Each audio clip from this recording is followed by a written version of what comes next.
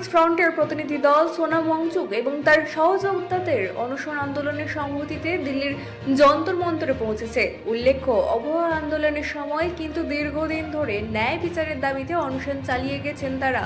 তবে 21 দিনের অনশনরত সোনাম ওয়াংচুককে বেআইনিভাবে আটক করা হয় এবং বলপূর্বকভাবে হাসপাতালে ভর্তি করা হয়েছে। এই ঘটনার তীব্র নিন্দা জানিয়েছে জুনিয়র ডক্টরস ফ্রন্টের প্রতিনিধি দল। ব্যুরো রিপোর্ট, রাত-দিন নিউজ নেটওয়ার্ক।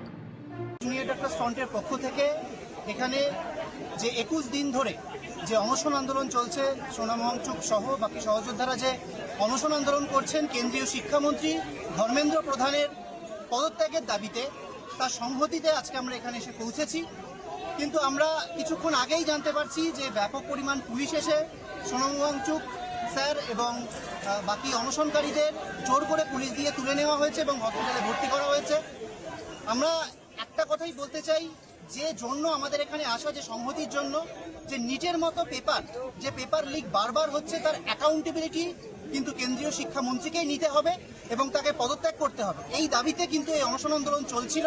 কিন্তু সেখানে আমরা কি দেখলাম, কোনো রকম আলোচনার রাস্তা সরকার গেল না, যেটা অত্যন্ত সহজে একটা আলোচনার রাস্তার মাধ্যমে কোনো একটা সমাধান করা যেত।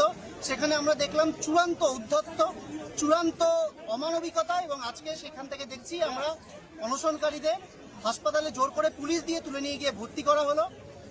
আমরা এই ব্যাপারটা তীব্র ধিক্কার জানাই এবং আমরা এই যে আন্দোলন, কেন্দ্রীয় শিক্ষামন্ত্রী ধর্মেন্দ্র প্রধান তার পদত্যাগের দাবিতে এবং তার অ্যাকাউন্টেবিলিটি তাকে নিতে হবে।